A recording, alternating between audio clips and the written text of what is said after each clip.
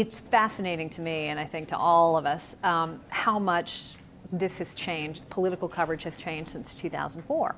I mean, Politico.com, which is a huge source for me, and I think a lot of political journalists now, it has been incredibly influential in this campaign, didn't exist in 2004. And now they're breaking stories. I mean, they are one of the certainly top 5 sites that I check every morning when I'm trying to prepare and do my homework. Blogging, the internet, has dramatically changed the way all of us do our jobs. I think our focus has been and remains accountability, trying to hold people accountable, be it political candidates or politicians or business leaders or whoever. I mean, that's sort of the prism that I look through when I'm trying to map out my show every day.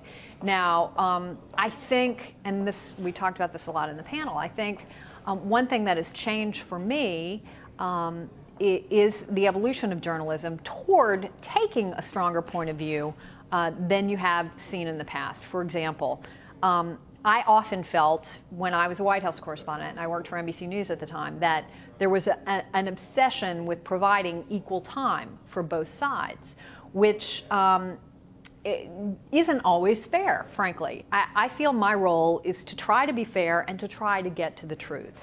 And that means that if candidate A says it's cloudy outside and candidate B says it's sunny outside, and I look out the window and I see it's cloudy, I should be able to say candidate A is right, candidate B is wrong. And that's not partisan, that's not opinion, that's just fact. As a journalist, I have a fair amount of political reporting experience. I should be able to use that and should be able to discern when there is a debate and clearly one side is wrong. I should be able to point that out to my viewers. If I don't, I'm insulting their intelligence, and I'm not comfortable with myself because I'm ignoring something that is clearly factual and is staring me in the face. How is media affecting the decision-making process around this election? Well, first of all, I see that, you know, I heard Rick give those statistics about young people not being as engaged. I think it was a third. But what I'm encouraged by is the vast number of young people who are coming new to the process because of who these candidates are. Now, we can't take credit for that, certainly in the media. It's not us. It is John McCain, Barack Obama, Sarah Palin, and Joe Biden.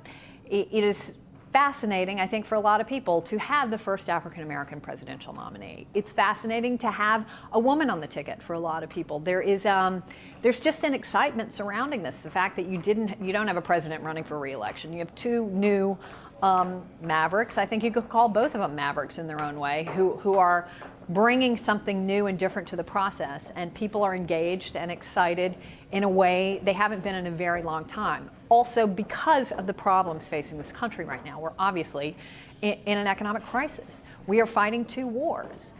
To not be engaged in the process, you kind of have to have your head in the sand, to not be at least a little bit tuned in. And so I think that explains the enormous numbers that we're seeing in terms of our viewership on cable, you know, the spike in readership that they're seeing in print, and certainly, you know, on the internet.